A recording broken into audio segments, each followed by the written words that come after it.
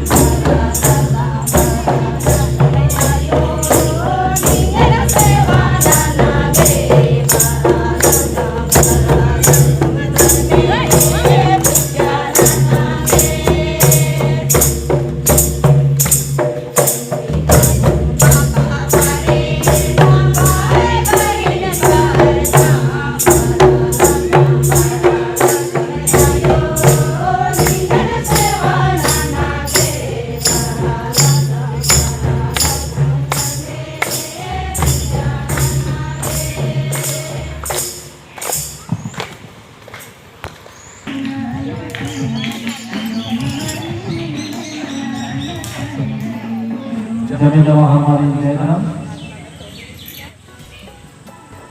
जिते भी होभरकर अगर आज चाड़े के चाड़े उपास दिवस ने नंदिकार अगर भाई बगैर वही बगैर चाड़े के चाड़े चाला कम का चैल करो नम्हाय सरना प्रार्थना सभा सासीना ये आयोजन बहुत ही सुंदर और गाँव लेखा चाला कोंकण सिंगराचर सवराचर गाँव लेखा विधि व्यवस्था नजर आगे कहे तुलसी धन्यवाद धर्मेश और आया चाला कृपा गने माने गाँव लेखा उपास शिक्षक आसगी उपास शिक्षिका बहुत सुंदर पालन अमर की आसगी मनोकामना और जो सचकर आसगी सचकर चाहे दिल की हरमत